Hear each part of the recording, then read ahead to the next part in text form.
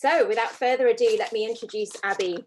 So Aby, as an artist and active researcher, her performance work marries movement, choreography, text, object, and autobiography, and deals with concepts of deskilling, failure, feminism, and difference. Aby is neurodivergent with dyslexia, dyspraxia, and ADHD, and she applies this vibrant neurodivergent energy across her whole practice. She strives to challenge exclusive and neuronormative values in dance, as well as celebrate the creative potential of neurodivergent authorship and visibility in performance. Aby is currently a teacher and a postgraduate student at the Conservatoire, doing a practice-led PhD titled Disordering Dance. This is an artistic study into dyspraxia and dance practice. As a freelance artist, she has worked for companies across Scotland, including the National Theatre of Scotland, Glass Performance, and Milton Arts Project. Earlier this year, Aby gave an exchange talk titled Dancing Dyspraxicality in the Performance of Ish. And this evening, she will develop this discussion, focusing on the processes of making and touring the work. Aby will address the emotional and behavioural facets of being dyspraxic, and through autoethnographic reflection, will articulate how that emotional dyspraxicality played out behind the scenes of making performing her solo work Ish, which she performed internationally, including a premiere at the South Bank Centre in London. So I was fortunate enough to see Ish live in performance at the Wales Millennium Centre last year, and I am therefore personally excited to hear Aby reflect on this important work and to share her autoethnographic research with you this evening. I'll hand over to Aby. Thank you so much, Debbie, and thanks everybody for being here. It's really great that you've all come, and I'm dead happy about that. Okay, so I'll begin. I am, as Debbie quite rightly said, Aby Watson. I'm a dance maker, performer, and researcher based here in Glasgow. Should probably get my old PowerPoint presentation up. That's quite important. There we go, and there's the opening slide.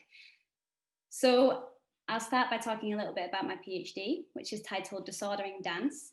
And this interrogates dance practice from my own first-hand experience of dyspraxia, which is a neurodivergent condition that affects memory, coordination, cognitive processing, and the execution of movements. My research takes an autoethnographic and practice-based methodology to reflect on and practically work with my own lived experience as a dyspraxic person. My PhD is not concerned with adapting my dyspraxic nature to fit the norms of dance practice and culture. Instead, I'm interested in how working with my dyspraxic nature can be a strategy for making distinct, radical, and exciting dance that can also create an affirmative and native representation of dyspraxia. So as Debbie said, this talk builds on from the previous one that I gave in May, which was titled Dancing Dyspraxicality in the Performance of Ish. But in this talk, the previous talk, I introduce the self-coined terminology of dyspraxicality, meaning the condition or quality of being dyspraxic. I created this word to shift the focus from the condition or impairment of dyspraxia to the lived experience and holistic perspective of being dyspraxic. In my previous talk, I discussed my solo work Ish from both a theoretical and practical lens, with a focus on an analysis of the aesthetic object of the performance itself and what creative strategies I took to bring that invisible experience of dyspraxia into a visible and kinesthetic realm through dance performance. With this talk today, I will focus on the processes of making and touring the work from an autoethnographic perspective. I will use self-reflection, anecdotal evidence, and personal experience to discuss the emotional facets of being dyspraxic, and will articulate how that emotional dyspraxicality played out during the making and touring of Ish. So I thought it would be good to begin with a quick breakdown of some neurodiversity terminology, because I'm aware that it might be new for a few of you. So let's begin with neurodiversity, meaning the natural diversity of human brains and minds. Neurodiversity is a concept contends that brain differences are normal variations of the human genome rather than being deficit or abnormal. This viewpoint holds that neurodivergent conditions such as autism spectrum conditions, dyslexia, dyspraxia, ADHD, Tourette's, etc., are to be recognized and respected as any other human variation. And this is the sign that we will use today for neurodiversity. Great. Neurodivergent. Pertaining to brains which function in a way that is atypical to the socially constructed standards of normal. And this is the sign that we will use for neurodivergent today. Neurotypical. Pertaining to brains which function in alignment with the socially constructed standard of normal. And this is the sign that we will use for neurotypical today. And finally, neuronormativity, meaning the collection of social, political, cultural, and personal norms that maintain neurotypicality as the default, natural, superior, and normal mode of cognition. And this is the sign that we will use for neuronormativity today. So Ish intended to be an unashamed performance about dyspraxia that thrived on dysfunction. The work originated in alignment with the values of the affirmative model of disability, which draws on the idea of disability pride and contends that an individual's impairments are a fundamental aspect to their identity, not a deficit, not something to pity, sympathize, or give charity to, but is something that can be proud of. Ish intended to be a proud display of dyspraxicality in action, and from the offset sought to utilize dramaturgical strategies to create a dysfunctional space where dyspraxicness could be celebrated. I envisioned Ish as a reclamation of the chaos and dysfunction that saturates dyspraxic experience. And I imagined this off-kilter dance work would be a space in which I would thrive, with permission to be myself as a dyspraxic dance artist. However, in actuality, this unashamed, celebratory, and proud ethos was not particularly felt in the making, performing, and touring of the work. And at moments, it felt like the opposite of an affirmative experience for me. Both the making process and the experience of performing the work were emotionally overwhelming and led to some really challenging moments with my mental health. So much so that I have struggled to revisit and reflect on Ish generally, and only now, a staggering 2 years after its premiere at the South Bank Centre, have I the emotional distance to begin to revisit, analyse, and understand why that was so and what that means in relation to my research. Memory. I am in the studio early on in the process. Neurodivergent dance artist Frauke Requart is there with me as a mentor, and I am a big, big fan of hers. It is early on in our time together, and we are looking for a starting place to choreograph from. She asks me to put on some music and improvise, something that comes easy to me and that I love to do. I try to move, but all I can do is think. Think about what she is thinking. Think about what she is thinking about me and my dancing, and think about what she expects from me and my dancing. Thoughts race, flurry, and cloud my capacity to move intuitively with play and exploration. So no dancing comes, and I just walk in time to the beat, hyper aware of myself, paralyzed in thought, policing my movement so strictly to the point where nothing is able to break through. Memory. I'm in the studio with my PhD supervisors, and I have just finished performing material that I've been working on. And I don't feel confident about what I've shown, and I have begun to cry as we discuss the sharing. I just want it to be good, I cry, deeply worried that the work will not be seen in that way by the audience. But what do you mean by good? Laura asks, and I can't answer. I can't articulate what expectation I feel like I'm not meeting with what I've shown. I do know that deep down, I'm fearful of being perceived as just a shit dancer. I want the performance to be well liked by the audience, but I feel like I don't even like it.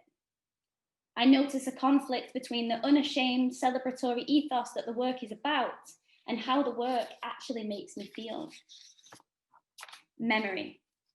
I leave the stage after the final movement of Ish at its premiere and immediately run to the dressing room where I break down. It won't hold in. Deep howl-like cries move into quivering voice, into a patter of sobs, into staring silently, into the repetition of the cycle. Stomach contracting cries come and go, and I gently rock back and forth. There's a lot to process. I calm a little.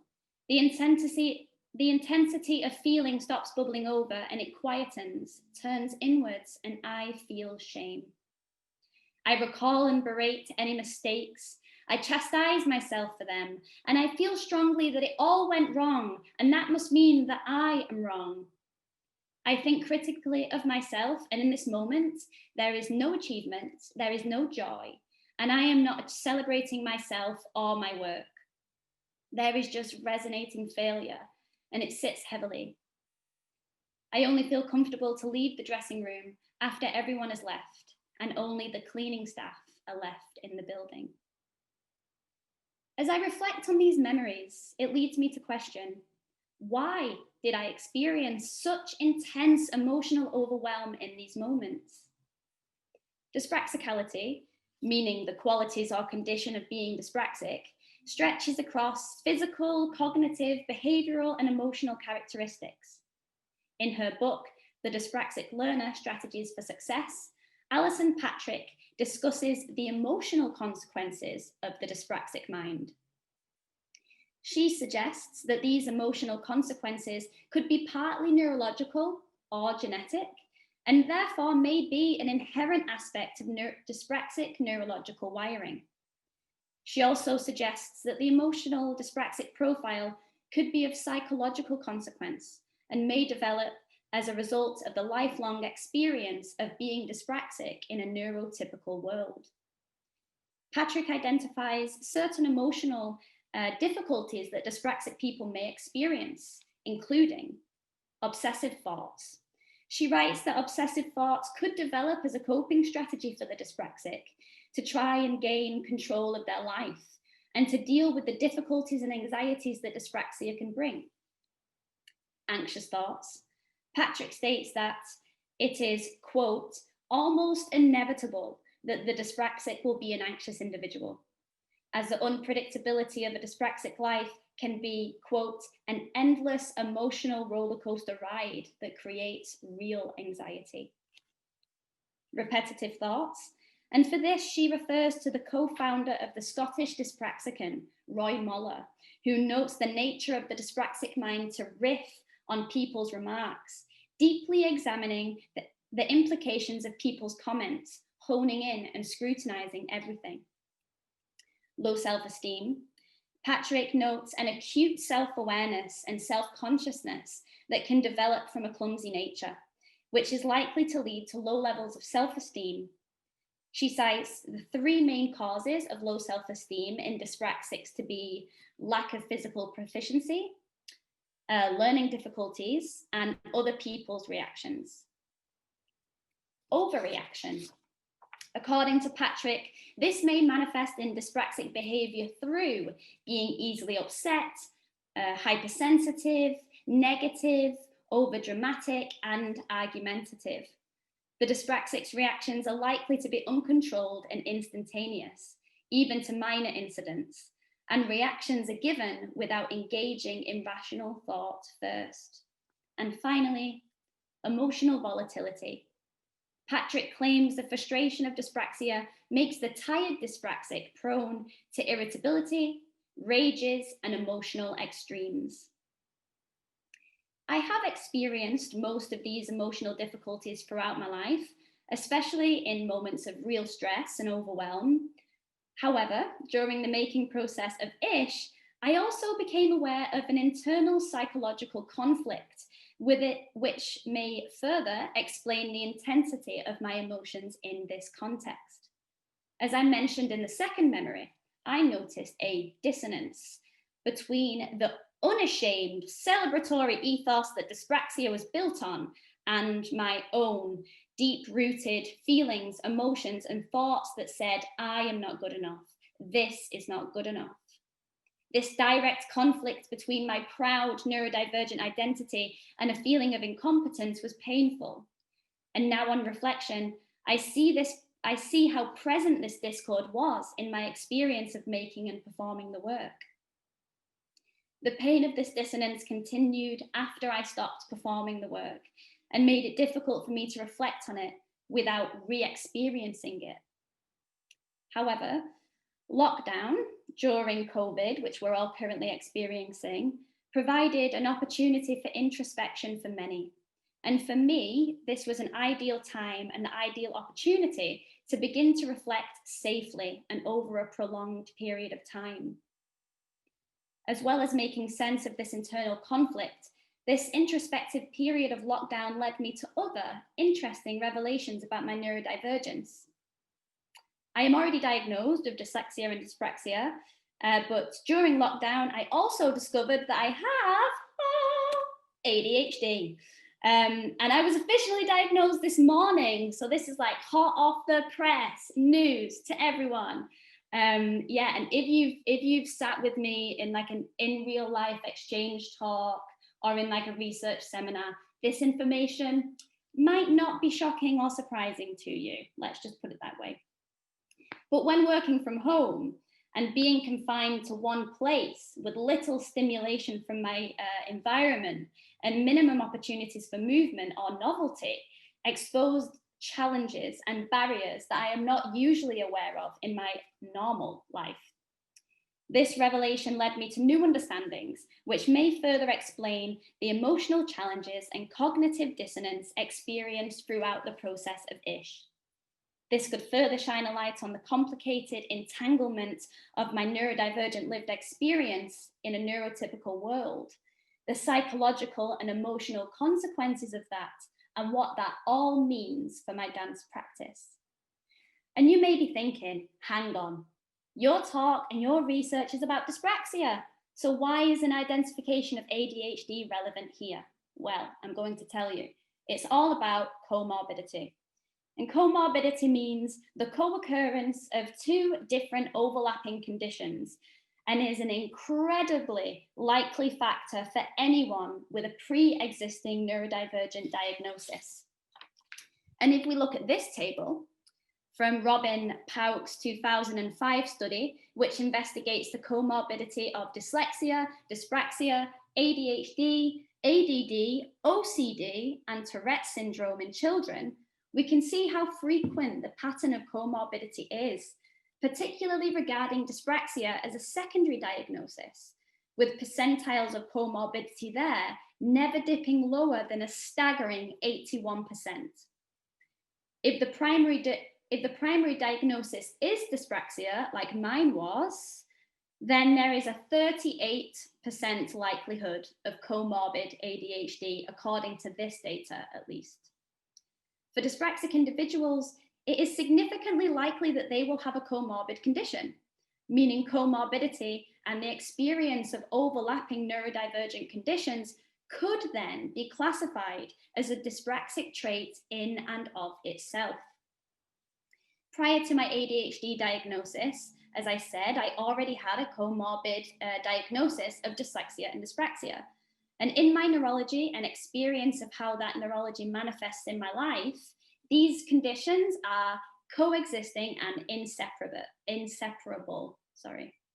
They aren't compartmentalized in my brain as different departments, like the dyslexia department, the dyspraxia department, the ADHD department, and that's not how it works. And there is a great difficulty in distinguishing between what's a dyslexic thing, a dyspraxic thing, or an ADHD thing. So I am a hybrid, a triple threat, with a unique cognitive profile that encompasses characteristics from all three conditions in one simultaneously. My ADHD experience is inherently connected to my dyspraxic experience and my dyslexic experience, meaning that although it is a different identification, it is the same experience and is therefore very relevant to the discussion today. Back to ADHD. There is a greater level of discourse on the emotional aspects of ADHD than there is about dyspraxia in the dyspraxic literature. Michelle Frank and Sari Solden, in their 2019 book, A Radical Guide for Women with ADHD, offer an in-depth, nuanced, and native perspective centered on the mind of the ADHD woman from their expertise as psychologists who are also ADHD women themselves. They identify a concept called brain shame to address the complicated psychological entanglement and internalized shame that is caused by the societal stigma of neurodivergence and a life lived experiencing said stigma as an ADHD woman. Brain shame is, quote, how neurodivergent women feel when compared to the idealization of neurotypicality. Frank and Solden further write that just as women feel deep wounds when they feel they don't live up to the standard of culturally approved bodies, so too do women with ADHD feel hurt when they can't conform to expectations about how to be good enough in other ways that highlight their brain-based challenges. These neurodivergent women, just like those with body shame or a member of another minority group, often internalize culturally transmitted gold standards of what is good, and then toxically compare themselves to an illusionary image. Sound familiar? It did to me when I came across this book. It spoke so strongly to me and about how I felt specifically during the making and performing of Ish.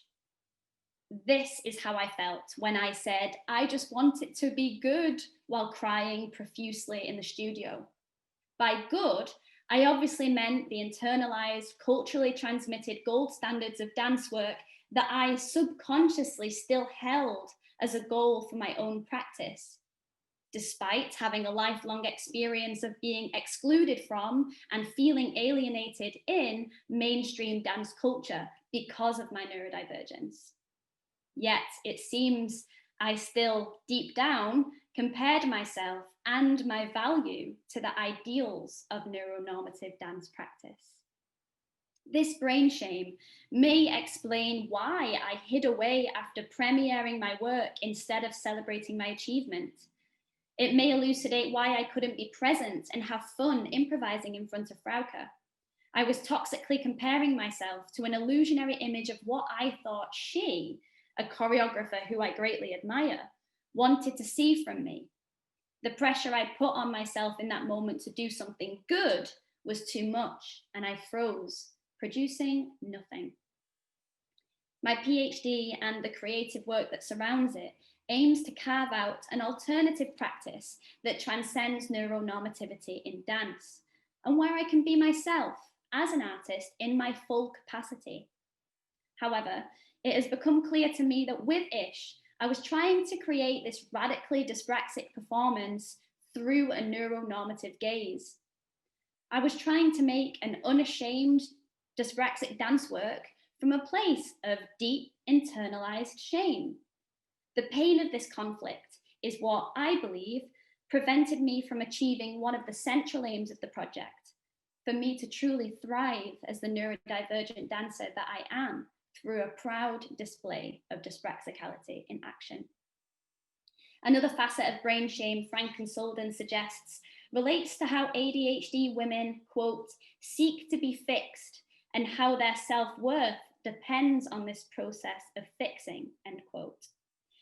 They write about the strategies that these women may implement in their lives to achieve this fixing, stating that she doubles down on her planners and tips, tools and strategies, and hides away, her authentic self becoming increasingly buried. This led me to question the strategies I adopt to succeed on neuronormative terms and produce output in alignment with neuronormative values. I have identified 3 overarching strategies continual to my life that played out through the processes of making and performing ish. And they are perfectionism, overthinking, and overwork. For the processes of today's talk, I will focus solely on the strategy of perfectionism. Stober, Harris, and Moon discuss the relationship between perfectionism and shame in their 2006 paper, Perfectionism and the Experience of Pride, Shame, and Guilt, comparing healthy perfectionists, unhealthy perfectionists, and non-perfectionists. They state that, quote, perfectionists often measure their self-worth in terms of unachievable goals of accomplishment and productivity, and have lived their lives by a self-imposed tyranny of the should. Oh, not that bit yet. They continue with more detail regarding the unhealthy or neurotic perfectionist, listing perfectionistic concerns in this category as concerns over mistakes, doubt about actions, fear of disapproval by others, and discrepancy between expectations and results. Again, it isn't too difficult to see how this relates to the emotional extremes I experienced during ish. I definitely measured the worth of the work and myself as the choreographer and performer on the terms of an unachievable goal of accomplishment, that being the ideals of the neuronormative gold standards of dance performance. The aspiration of that false ideal was a central driving and motivating force. Despite the work aiming to be a reclamation of chaos and dysfunction, I was still hyper concerned with mistakes, felt fear about disapproval from the audience and my mentors, and doubted my capacity in decisions. And again, there is that conflict between the radical dyspraxic work I sought to create and my own internalized goal of assimilation to achieve the culturally transmitted gold standards of what is good. In her performance lecture, Unreasonable Adjustments, neurodivergent artist academic Dr. Kai Sing Tan discusses the compromises she has to make to fit the non-ADHD world.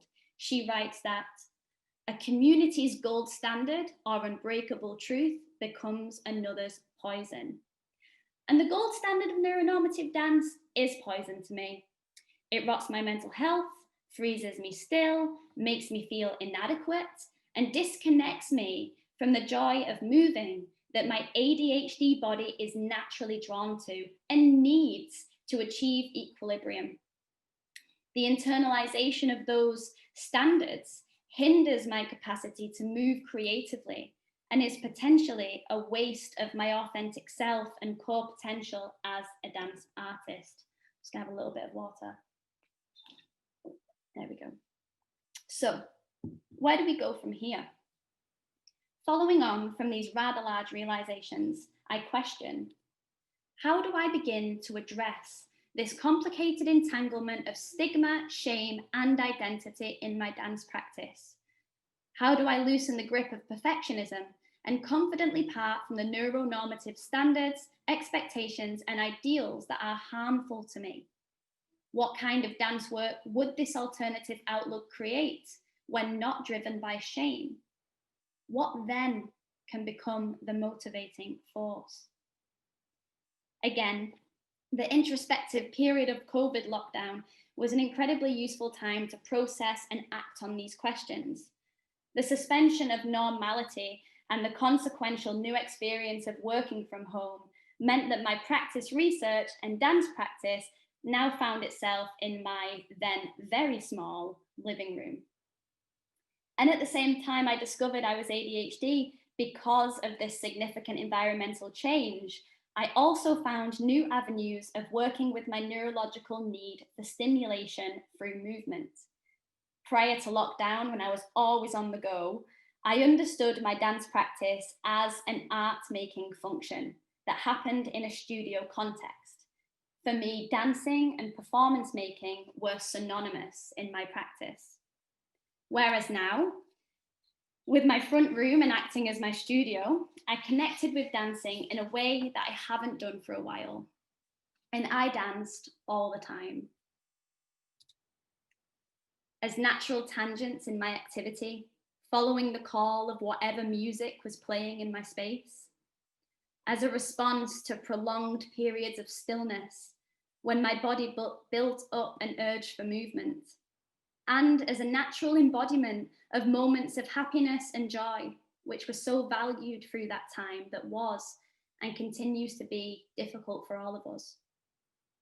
One of my earliest memories that I have is of me and my mum dancing to disco music in our front room, and that is a very joyful memory.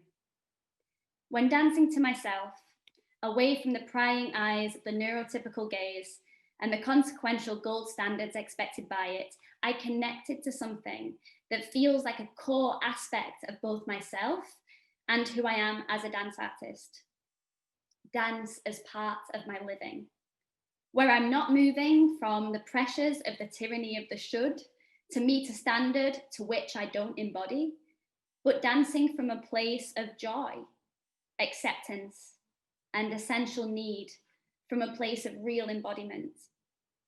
And it felt important that I begin to work creatively from this place, connected to my core self, without the pressure from the neuronormative gaze or the perfectionistic tendencies that can arise when I create an aesthetic object of performance. And this led to two current projects, the Index of Embodiment and a new solo iteration of a previous work in progress duet titled BRUT. In the summer, I received a micro commission from Unlimited to create the Index of Embodiment. I devised this practice research project to document the unmasked movement vocabulary of my living room dancing, and also to capture the everyday neurodivergent movements that occur solely in my home space where I am most comfortable. The index builds on my own method of dance notation that I usually use in the studio to remember movements and sequences. However, in this project, that notation is a tool of artistic documentation. The basic methodology of the project was simple. I improvised to music, and then either in the moment or on reflection, looking over the movement on video, I would identify movements that fit into two distinct categories of interest: dance style and non-performative movement. Dance style pertains to the essential, reoccurring and foundational qualities of my neurodivergent dancing body and personal style. Whereas non-performative movement encompasses the physical aspects of my dyspraxic body, i.e. hyperflexible joints, and flat feet, and other stuff. Where are we? Here we go. And also encompasses everyday neurodivergent movements, such as stimming movements like swaying or rocking gently back and forth. And for those that don't know, stimming means self-stimulating behaviors, and they usually involve repetitive movements or sounds. So when a movement in either category was found, it was given a name and translated into a simple hand-drawn illustration or notation. And together, these individual notations make up the Index of Embodiment.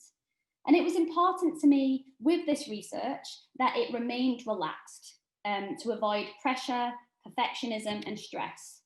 So instead of undergoing the project in one intensive, short period, it ran in the background of my everyday life. When I found myself dancing or became aware of a movement of interest, I immediately named it or drew it on a post-it note and stuck it to my window to return to later. I have completed the initial data collection of these movements, and I've begun to translate them into notation and digitize them using my graphics tablet.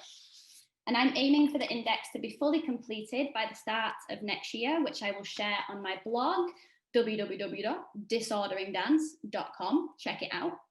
And you can see some early iterations of my notations here. So this one on the left, this one's from the non-performative movement category. And the title of this movement is Restless Toes Wiggling. And basically this is a non-performative movement, and this is something that's always been a part of my memory, at least, of what I do. So when I was a little girl and I loved to lie in, and I still love to lie in now, but I love to lie in, and I would know that it was time for me to get up, and I still do when my big toes start to go like this. When my big toes start to go like that, that's kind of my cue to go, okay, right, I should probably go up now. And this one here on the right, heel spin with coupe support, is a notation of a spin, a turn, that I have developed through my own practice. So within kind of Western tradition, like Western dance, turns like pirouettes, for example, are usually done on the ball of the foot. But because I have difficulties with balance, it's a lot easier for me to use my heel. So actually lifting up the front of my foot like that and twisting on my heel, because I can drive the weight down into the heel a little bit more. So that the heel is spinning and my arms kind of bring the momentum round, but my other leg kind of cuts in behind the heel that's doing the spinning, and kind of stabilizes the turn pretty much. So I'm not doing my turn with just one connection to the floor like you would in like a pirouette, for example. It's two, and yeah, it stabilizes it at the back. Yes, so that's that. Here we go, yeah. So the Index of Embodiment directly impacted on the conceptual development of a pre-existing work, tentatively titled BRUT. And this was originally developed as a duet through an R&D process, which was supported by the workroom in the summer of 2019. And the work began to shift in my imagination when I was dancing from home. Ideas of dancing as a stimming practice, flows of constant improvised movement, and the use of music as a temporal vessel to score the dance began to affect my conceptual understanding of what the work can be. And I'd like to read you the kind of working copy text for the performance at the moment. So, BRUT is a relaxed dance performance of joyous neurodivergent embodiment. As a dyslexic, dyspraxic, and ADHD mind-body dances itself into being and out of neuronormative values. Through a series of performative portraits, neurodivergent lived experience bounces, rocks, and articulates itself through compositions of dance, image, and text, underscored by a groove-inducing soundtrack that won't keep anyone still. Impulsive, energetic, off-kilter, and wonderfully weird, BRUT is a dance performance that celebrates the joy of moving through the world in a different way. And with BRUT, I want to genuinely meet the aims that Ish set, to make a work that allows me to be unashamedly myself as a neurodivergent dance artist. But more so, I want this solo to transcend the brain shame that I carried through Ish, and I want this work to be centered on and motivated by neurodivergent self-acceptance, self-love, and joy. And that is what this work's concept is built on, both for myself as the performer, but also for the audience. Therefore, BRUT will be made as a relaxed performance as standard. So relaxed performances, if you don't know, they are performances with a relaxed approach to theatre etiquette, making a more accessible space for autistic, neurodivergent, and learning disabled audience members, as well as those with young babies and anyone else who may benefit from a relaxed environment. Relaxed performances allow for noise and movement in the performance space and have lower levels of sensory inputs, such as lighting and sound. There may also be a chill out space outside of the theatre itself, and access to certain resources, such as ear defenders and social stories, which are short descriptions of an experience that explain what to expect and why. So constructs of relaxed performance are central to the dramaturgy and design of BRUT and are experienced by all audience members, whether they require it or not. For example, I have an idea of the whole audience wearing ear defenders, and for certain moments, they're all invited to wear them to experience the work from a purely visual visible and tactile perspective and kind of shift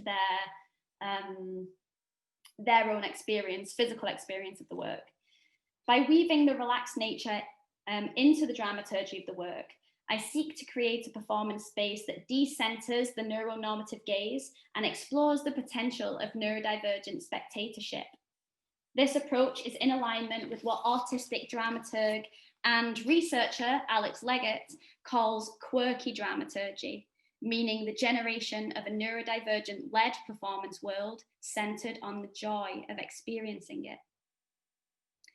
And it's clear to me now, coming out of Ish and reflecting on that experience, that I'm leaving that work with the same intentions that I began with, to make a dance performance where I can thrive as the neurodivergent dance artist that I am.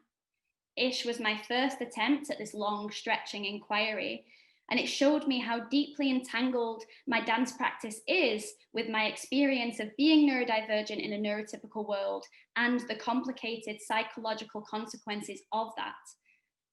I now understand that I can't make an affirmative neurodivergent work unless something shifts in that process. I also won't do it again. It was too emotionally difficult. Yes, and I will continue this learning in the development of BRUT. But now I am better equipped with a refound connection to dancing, a deeper understanding of my own neurodivergent profile, and a knowledge of how essential I believe centering neurodivergent joy will be in my work going forward. And that's me ready for some questions. Thanks, everybody. I'm going to stop sharing my screen now. Thank you so much, Aby. That was absolutely brilliant. And the chat is full of very, very positive comments saying thank you and how wonderful it is. And I'm delighted that I have a question for you. Oh, can I say one thing before we do that? Just a little caveat. So the being neurodivergent doesn't stop when we go into the questions. So I may take a little bit longer to process something. I might ask you to repeat something. I might go off on a tangent. Anything can happen, basically. I'm just going to be relaxed in that. So yes, now I've said that, I'm ready for questions. Thanks. Okay, so from Lucy Hollingworth, so I'm just going to read out what she said. So Lucy says, when I saw Ish, I felt the dissonance, and I think that it spoke to members of the audience. It was the dissonance that communicated strongly and made the work powerful and beautiful. And I wonder if you can comment on the creativity of dissonance itself. Thank you, Lucy. Yeah.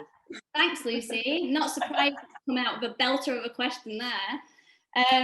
Yeah, I mean, if I'm perfectly honest, I wasn't really aware of a dissonance. Well, actually, I was aware of the dissonance throughout, and I was working with it in the process, but I didn't have that critical distance to understand it as dissonance.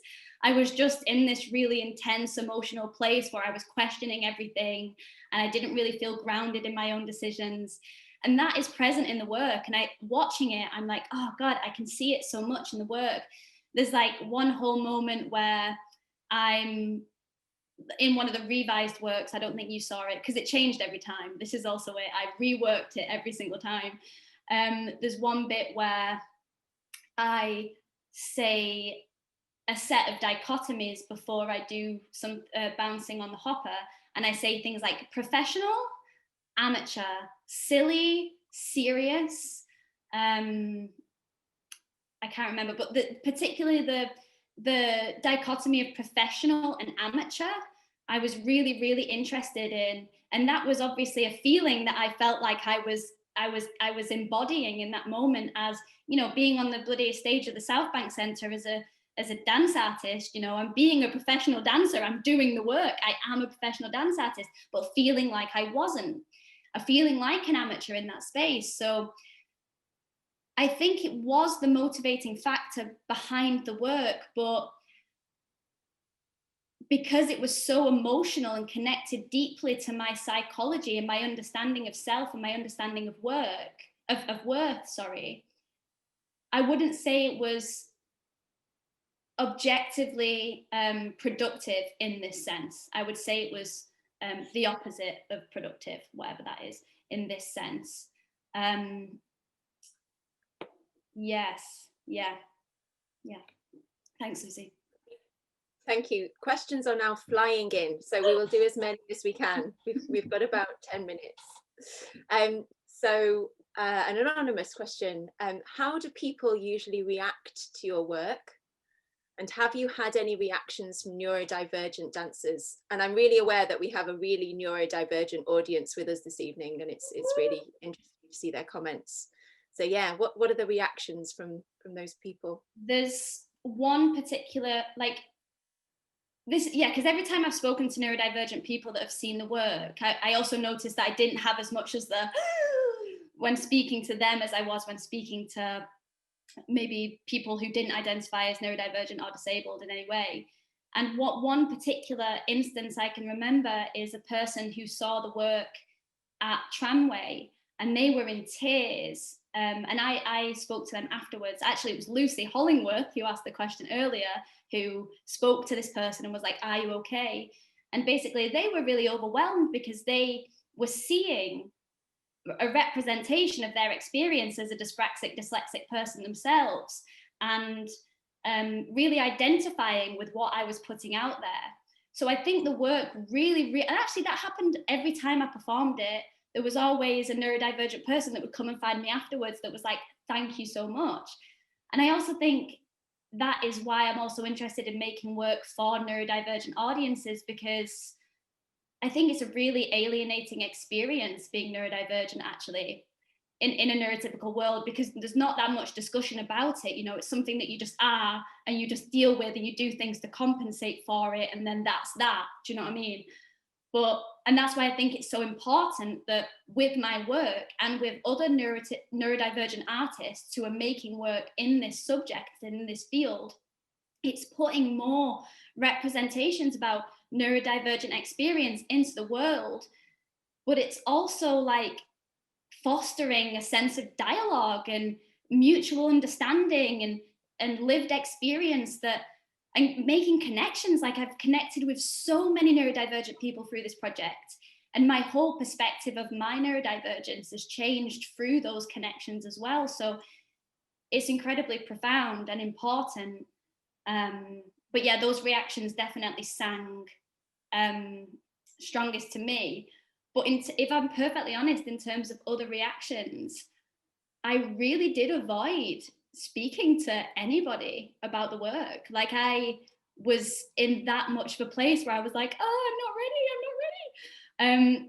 That I couldn't deal with those conversations when I was already like emotionally overwhelmed by performing the work and feeling terrible throughout it. So yeah, I don't really have any more reactions that come to mind apart from those really positive ones that I had with other neurodivergent people. Thank you. Should we carry on? Yeah, let's do it. Why not? So I think this segues quite nicely, and it's quite interesting. This is a question from Bethany Whiteside. Hi, Beth. And it's similar to the question that I've written down. So we're obviously thinking the same things. And my thought was this idea of language and how you use this code, these symbols, that is almost like a Laban notation, Bennis notation recording. How could you could potentially use that to disseminate your knowledge further and to educate others? And Beth is also asking, is there space within the notation for dancers to amend and respond to it individually? So does it speak to more people, or is it very much about your understanding of the symbols? Okay, so I'm going to focus on just the first part of that question, and then I will come to the second part. In terms of the coding and the kind of visualization of these movements, I'm a very visual person. It's the way that I understand information. When I'm writing, I do everything on paper first, everything's visual, everything's mind mappy. So for me, the relationship between notated meaning or meaning in an image is very immediate. I'm a big fan of graphic novels, and I feel like I was going off on a tangent there. Symbols, recoding, language. Yes. Ever since, like, when I did my undergraduate dissertation, I was supervised by Laura Bissell again, which was great. And I did my dissertation on dyslexia, performance and writing. And I had this idea throughout it when I was like, it's so frustrating that I've got to create this dissertation, and I've got to create this dissertation in a way that's really non-dyslexic. Like, it's really upsetting that I've got to pass. I have to, literally to pass, I have to like do spelling in this way, do grammar in this way, do the structure of the dissertation in the way. And I was then like, oh, well, maybe I'll do two versions. I'll do the dyslexic version and the non-dyslexic version. The dyslexic version will be really visual and uses space and image to communicate ideas as well as just words, right? And I had the idea like in 2010, 11, 12, around that period. And it's something that I've continually wanted to do. You know, kind of disseminate this knowledge through visual means, through means that doesn't just center neurotypicality and go, it's in black and white, it's all printed on this paper, and it's got start, middle, and end. Because that, you know, I've got to do all this work to go through it and make it visual to absorb the information. So I want to bypass that at some point in my academic practice. I don't know if that's my PhD, because I'm like already kind of like, you know, setting, like I'm already got a lot to do, you know what I mean? Rather than create a graphic novel version of it. But that is something that I'm really, really interested in doing, because, you know, research is incredibly neuronormative. The way that we disseminate information is incredibly neuronormative. It's so text-based, it's so linear. And for minds like mine, that's disabling. So I'm really interested in the potential of using visual information to talk about stuff and to disseminate things. Second part of the question, can you remind me, please? Do you remember? Yeah, I was interested in how you could potentially use that to educate teachers or spaces, rehearsal environments. I know we've spoken about auditions and how that's, but whether this is a language that can help others to understand your position. Absolutely. And I also think would help neurodivergent people as well. And this is the thing that, like, I'm not saying that my strategies or my way of approaching it is like the be all and end all, like, oh, neurodiversity in dance, here you go. Because I'm only speaking from my own neurodivergent profile, and all minds are different. That's the thing about neurodiversity. All minds are different. There's no normal brain. It's a myth. So I can't also go, this is objective, this is the thing, this is the voice on neurodiversity in dance, because that would be false. So I would really encourage people to think about visualizing if they're a visual person, thinking about ways that they can visualize their work to make better sense for them and for others. Like, maybe people look at my work and see strategies within it that they can, you know, be inspired by or utilize in their own way or whatever. Yes.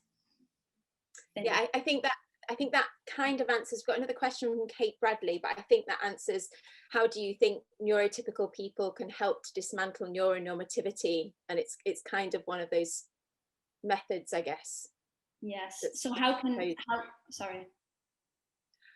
do you think neurotypical people can help to dismantle neuronormativity? Okay, big question. That's maybe a whole other exchange talk in itself, which I would be happy to talk about, not gonna lie. But I mean, I think the most important thing is to be understanding and aware of what neurodiversity is, because a lot of environments are still neuronormative and maybe don't even understand how they're being neuronormative or how they're privileging a certain sort of brain in those environments. So I think even understanding what neurodiversity is, thinking about the massive variation in brains, or actually, do you know what? I think it's about thinking, who are you expecting when you come, who comes in the room? Like Caroline Bowditch, she spoke once, I mean, I heard her say something about, I think it was Caroline Bowditch, her being in a dance environment and someone saying, oh, I didn't expect you here. As in, oh, I didn't expect you, a disabled person, to come into this space of which we haven't prepared any provisions for you, a disabled person. So it's about what's being expected. Like again, it's about that that default. Like, what are you presuming is the default? Are you presuming that everybody's going to turn up and learn 5, 6, 7, 8, no bother, and not need any assistance in learning 5, 6, 7, 8, or might not need to write it down? Because if you're presuming that, you're making that assumption and presumption, then you are only thinking about a certain sort of brain, and that's a certain sort of brain that is neurotypical. Do you know what I mean? Like, and that's neuronormativity. So I think maybe the important thing is thinking, what do you think is the default?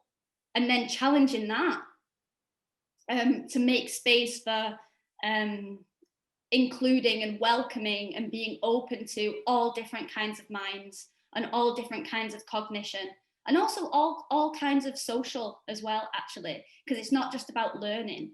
Particularly when we talk about like autism spectrum conditions, it's also about that social environment and making that a safe, welcome and open space to neurodivergent people. Great. We've got 3 minutes, and I just want to put this last question out there because I think it's really important. So Jessica asks, she says, I want to become a dance maker and choreographer, and someone with flat feet and an overcurved back, etc. I really resonated with what you talked about. So in terms of physical divergence from dance convention, what's your journey so far with overcoming the need to look normal or professional and embrace the whole new aesthetic? Good question. Very good question. It's a very broad question, I think. It is, but there's definitely bits of it that speak to me in my practice. So because I've been routinely excluded from neuronormative dance environments, I haven't even had the opportunity to get that training in my body. I mean, I have, like, I've done a bit of ballet at uni, bit of contemporary. I've done ballet because it's really repetitive and you can do a lot of just watching what everybody else is doing and getting away with it. Yeah, so I've got a bit of technique in my body, but I think it's maybe that experience with those techniques that are a hindrance to me, actually, because through going through those environments and being surrounded by all this beautiful dance work that my brain isn't going to absorb in the 1 hour time limit that this teacher has with me and all these other people, that for me is the difficult thing. And I think when I've tried to make my own work, my initial approach was to use that sort of vocabularies because it is the gold standard of dance, because it is what I thought, oh, I'm making a dance work, right?